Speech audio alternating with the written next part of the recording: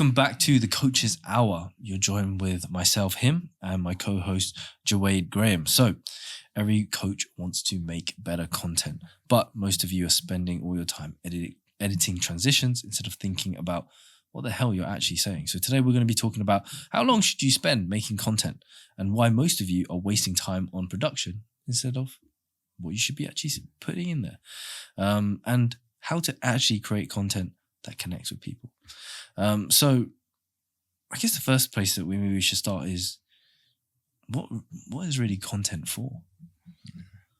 Well, that's very, very interesting. And I'm not sure on your opinion on this, but mine has probably changed. So I think now content, in fact, I'll ask you a quick question before I elaborate. Short or long form content you're speaking about? Because that would change my answer. Or do you want both? Let's go both. Okay, cool. I don't know how it would change your answer. It will. So short form content for me would be more know, like, and trust. So like a little bit more, less formal, less educational. Now, that's now, like, before I used to do and I still do educational content, but it's not trying to teach.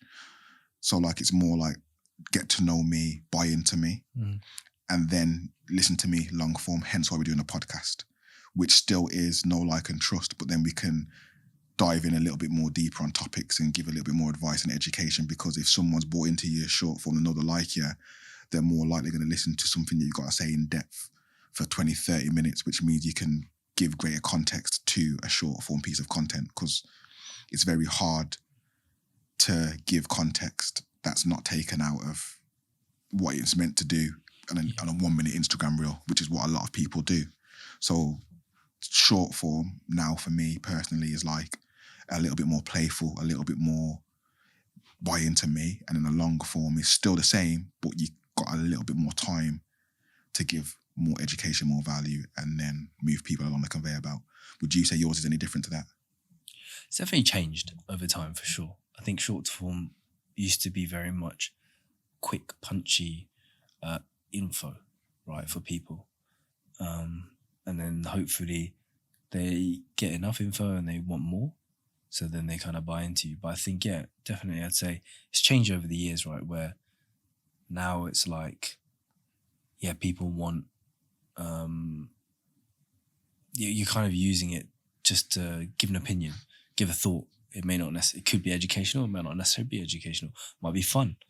I think back on why I use social media, it's like sometimes it is to learn something quick, and to see what people are thinking of. And then most of the time I'd say, I just want to be entertained, something a bit funny. Exactly. So you get drawn in, and then like, so question then, and it might not, because I'm thinking as you're speaking about how I use and utilize social media, have you ever, and it doesn't have to be fitness related, by the way, to anything, have you ever saw someone or something that you connected with on Instagram and they've given you a link to like a YouTube or a Spotify podcast, and you've gone and listened to the podcast, and then you found yourself listening more regularly? Not like a DM, but... No, not a DM, like a story or like a short form piece of content. Definitely, yeah. I've done that. Like, you know, if let's say they've put a clip of a podcast or something, I might go, do you know what, this is fucking interesting. I want to listen to a bit more. So then, because it's kind of like a trailer. Yeah. It's like a trailer, and then depending on whether you like it or not, then you might go on YouTube to watch it. Right? A good example, and it's not even fitness related, but like The Rest is Football podcast. So like, for those that don't know, it's Gary Lineker, Micah Richards, and Alan Shearer. And they're affiliated near enough with the BBC, maybe not Gary Lineker anymore. But what I found is I listened to that podcast, and I now have so we'll call for this scenario that podcast is their short form, and then the match of the day is a long form, and then the coverage of the Euros is a long form, which is where the money's made, kind of thing, if we're speaking in rough terms. And I found that because I listened to the podcast, I watched Channel 1's coverage of the Euros, Channel 1's coverage of the World Cup, BBC 1's match of the day, FA, whatever it may be, I listen to, because I'm familiar with Micah Richards, Gary Lineker, and Alan Shearer. And it was only after, like, basically it's the more you consume someone, the more you feel you know them. I don't know them from Adam, but it feels like I do. And if they were selling anything, I probably would buy whatever they've got to sell. And I think I've now started looking at content like that. Whereas before I didn't. I separated short and long form content. Whereas now, like, I'm like, okay, the short form for me is to get people to the long form. The long form gets people to buy into me and then potentially buy from me. Yeah, I think nowadays it probably is more like that, right? You're just kind of like nurturing the person more and more so until they feel super comfortable with buying. Because if we think about YouTubers, right, they're the people that really have, I say almost a cult following, right? Yeah. Well, if you look at, do you follow boxing much?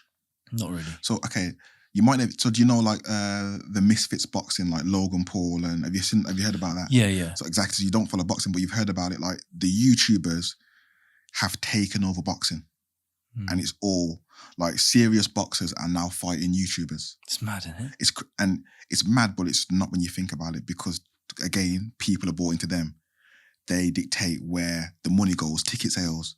So they dictate professional boxers. I want to fight you here.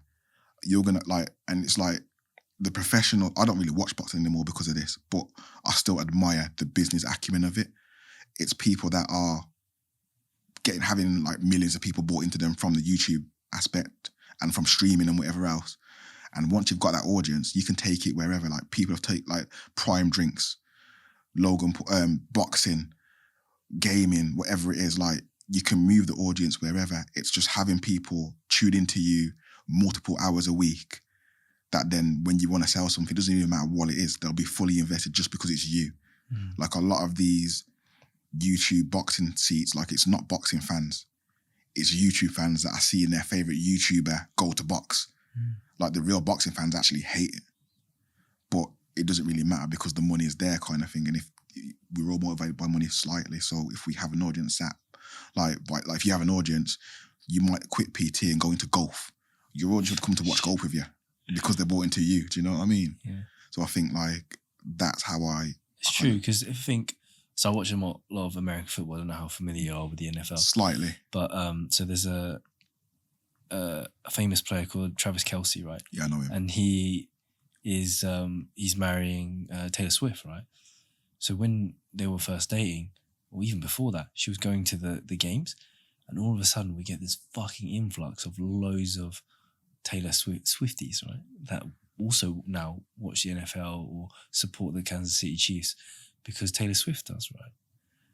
And all of the actual football fans hate the coverage of Taylor Swift, because whenever she goes to a game, it's like every now and then they'll cut and they'll pan over like, oh look, Taylor Swift's well happy that Travis Kelce scored a touchdown or they've won. And it's like, why? We're watching football. Why do we need to see Taylor Swift?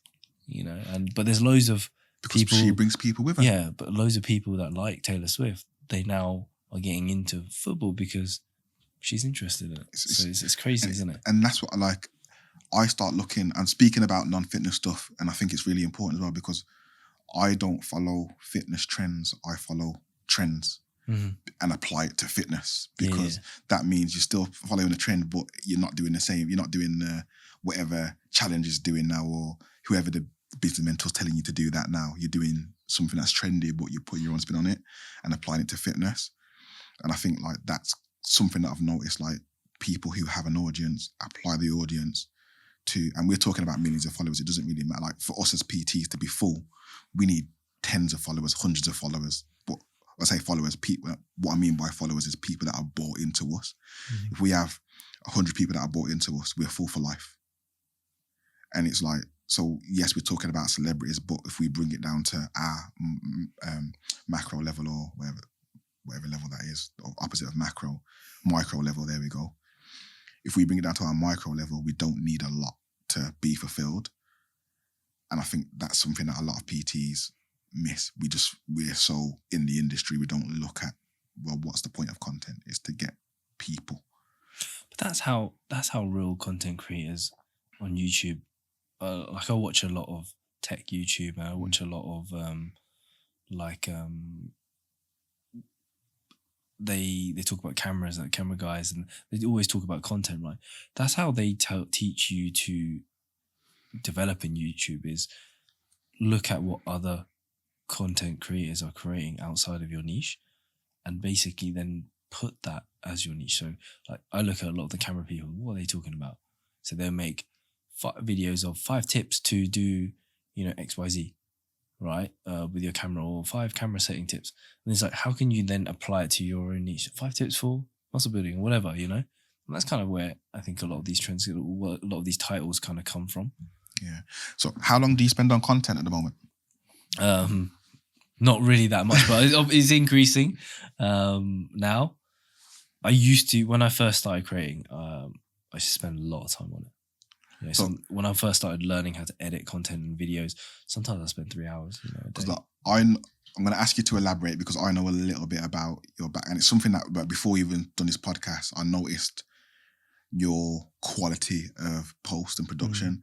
And although it's something I would never attain to do because I know it takes a lot of effort and time, it's something I did admire it.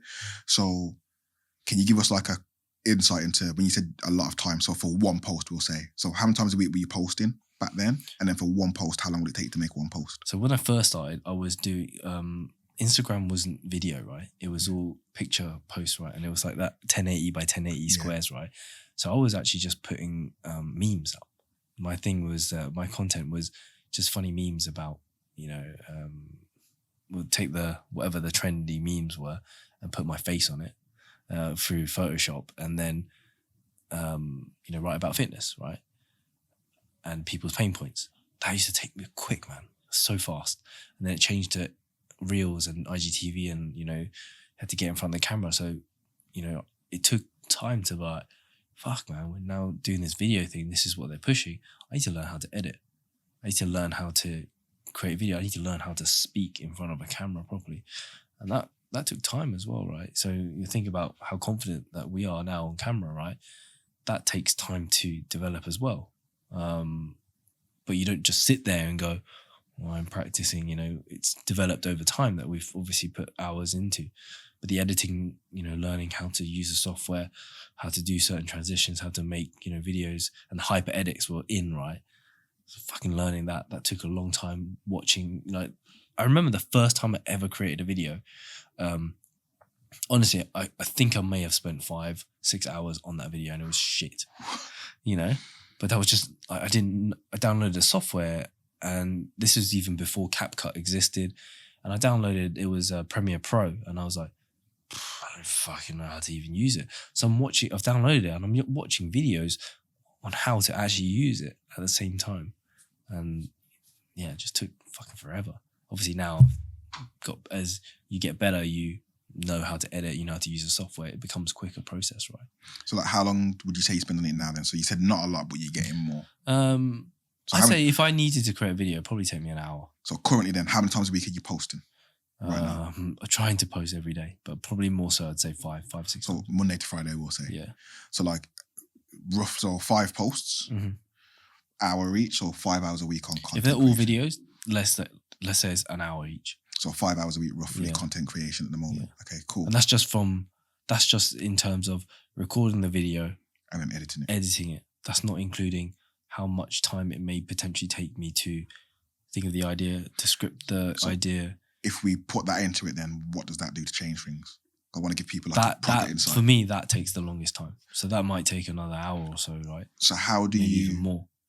So like, let's say this week, for example. Yeah. You're going to post 5 times or post 5 times on, we're aiming for that. How do you go about the ideation? So like, do you brainstorm at the start of the week and then say, this is my content plan? Do you do it? So as I'm doom scrolling, I'm not just doom scrolling. I'm thinking of what can I do as well myself? What did I enjoy? If I enjoyed that, it's like, oh shit, okay, this is something that I enjoy. How can I make this into my thing? So that's already part of that content creation setup, right? And then the second part is going to be maybe I've watched something that's triggered me. I'm going to write down that idea, right? And I'll have loads of these ideas as the week goes on. Maybe as I'm doing check-ins, there's also ideas that come in. And then I'll spend time, could be half an hour, typing up my notes on what I want to say about this thing. And then it's going to come down to maybe you put into ChatGPT to ask ChatGPT, like, what do you think of this?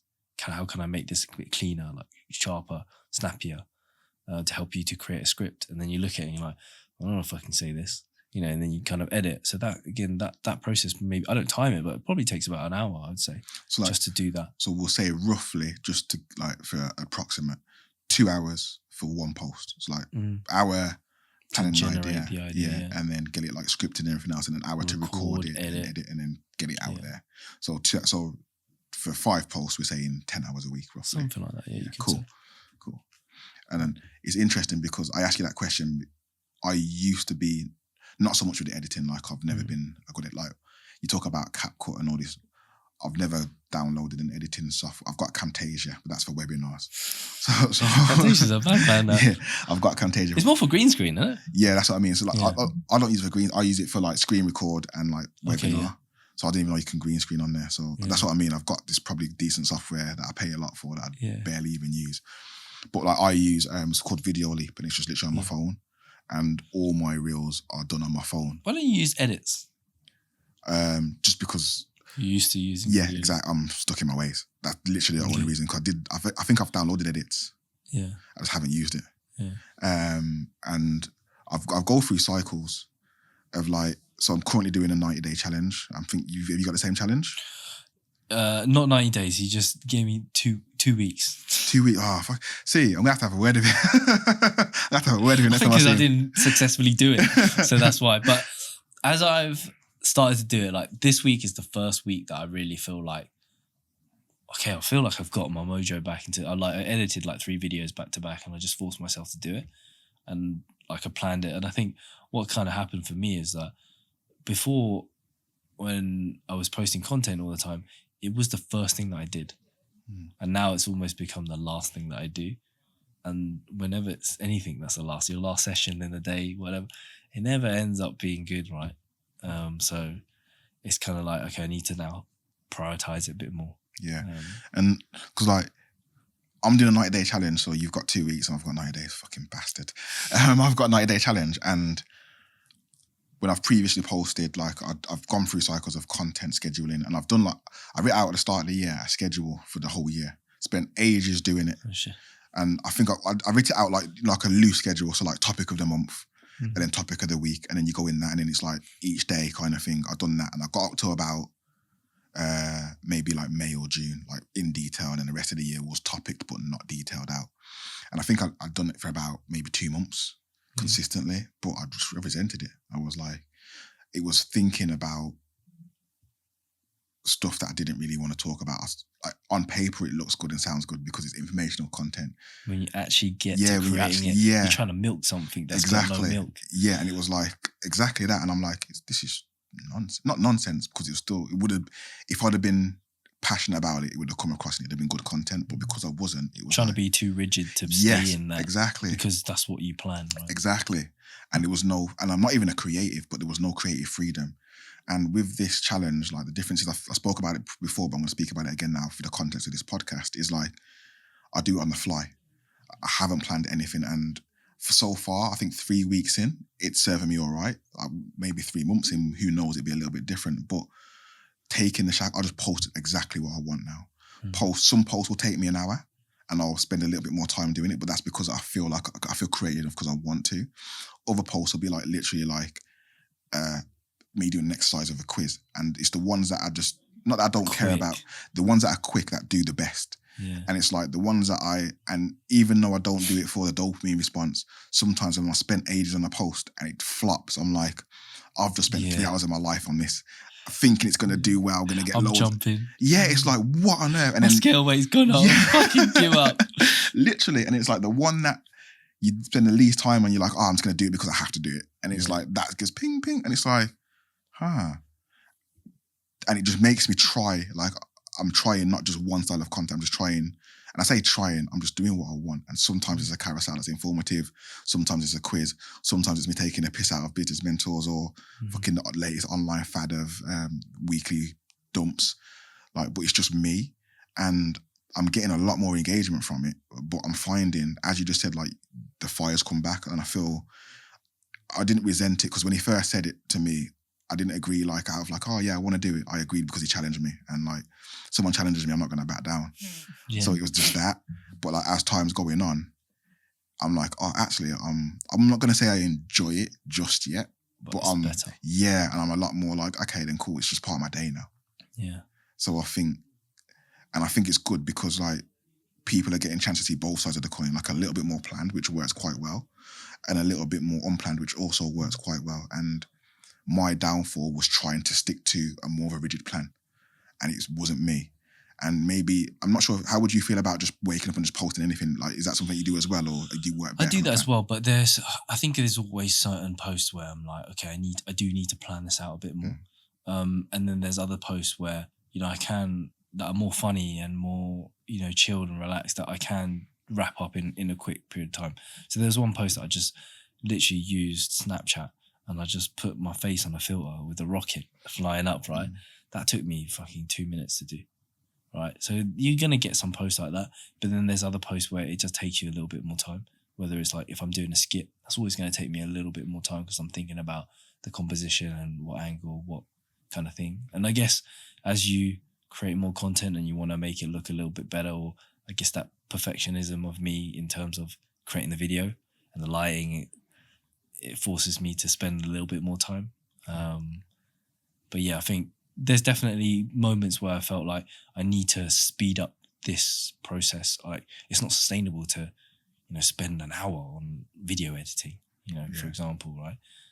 You can kind of get lost in the point of the content, or the point of the content is not to look amazing, it's to get a message across. Get the message across, yeah. And I think that's a big thing. And a lot of times what stops people, and maybe even sometimes myself, from creating a content or creating a video is trying to make the video itself so polished and so nice, when really it's like not anything will do, but get it done first, then perfect it, right? I have noticed as well, like I think it goes in cycles, and I think I'm going to say Instagram because that's a platform that I think we both use predominantly. Like it has gone from being like a little bit more polished and a little bit more edited to now being a little bit more raw and vlog style and kind of like real. And I think that probably does suit me as well, because like, not saying I follow the crowd, but like it gets more engagement now because a lot more people are doing it. If a lot of people are doing it, Instagram as an algorithm will start pushing that style of content out to more people. So when it does inevitably change again to more polished stuff, that's when I might be like, oh, doing this. Or I might hire someone to do it, like to do the editing for me kind of thing. But I think it is interesting, and it's important to, like, before we wrap up, is just to, we both mentioned it briefly, like it's the message, like any style of content works as long as the people that you want to hear the message hears it. And that could be a carousel, that could be a polished video, that could be a 10-second reel, whatever it might be, stories, whatever it is. It's if you can get your message across to people in the right way, they will listen. And for me, I wish I'd done it a bit sooner, like go into some long form content. It doesn't need to be YouTube like or fancy like this. It could just be you in your room talking to a laptop screen to begin with. But if you can get people from short form to long form, and that might be email, longer form email written, or articles, that might be a YouTube where it's a little bit more visual, or that might be podcast where it's a little bit more auditory. If you can do all three, do all three. But I know it does take a lot of time. But if you can get people listening to you longer form or soaking you up longer form, like, it does help. Yeah. It's a time thing, man. It's always going to take a lot of time, right, out of your day to create. And this is one of those things that people don't talk about as well. When you have your own business, you are everything. Literally, you do the marketing, the whole shit. And because we like coaching, and like, you're a little bit more creative than me, so I think it comes a little bit more naturally to you. But it's only within the last 3 weeks since I started doing the challenge that I've actually accepted that this is a part of my job now. I knew it, like, you know, in the back of your head, you know it's a part of your job, you know you need to create content, you know, but accepting it and accepting it is two different things. I've actually accepted, for me to get where I want to go, people need to be bought into me. For people to be bought into me, I need to put time and energy and effort into getting the right message across in my content, because I could know whatever I'm talking about, I do. But if that doesn't resonate with people, then I'll never get clients, I'll never whatever else. So it's like, that's really important. And that realization, that's probably where the switches come, where content's now, I'm not going to say fun, but it's more, because I understand this is part of your job now, mate. Like, this 90 days, hopefully, maybe not Christmas, we'll see, but it'll probably be a little bit longer term because, okay, it's part of your job. This is just something, as you said, first thing in the morning. My posts go out now at 7:30 a.m., between 6:30 and 7:30 a.m. It's first thing in the morning. It's not last thing at night. I'm not thinking about, what have I got to post now? It's done. Get on with the rest of your day now. And then the same thing, next day, done. Get on with the rest of your day kind of thing. So Yeah. I think we can go on forever with this one, but I think we're due to get kicked out of the podcast studio. So this is the last one. This is the last recording for the day. Definitely. So do you want to wrap up? And then I think let us know actually as well, because we speak about comments and feedback on every single episode. So if you still haven't done it, do it. But it helps us to know which episodes that we do resonate with you, so we know to do a little bit more of that or to dive a little bit deeper, because I think content one is something that a lot of personal trainers struggle with and a lot of online coaches struggle with. So we've started to tip the iceberg here on something that isn't really discussed. So if you want to hear a little bit more of that, just let us know and we'll do a part 2 real soon. Yeah. So if you're enjoying this, leave a review or let us know. Like, what do you want to hear from us next? What do you actually want to see? Because ultimately, this content is for you, right? As we've just been speaking about. So we want to create more stuff for you. We're guessing this is the stuff that you want to listen to, and I think we have a good idea. We're not guessing. You haven't told us, then fucking listen. We'll tell you. But if you've seen the view, we're seeing the views, so I'm sure you guys are listening in and you're enjoying it. So do us a favor and leave us a review. But until the next time, and we'll see you all in the next one. Peace.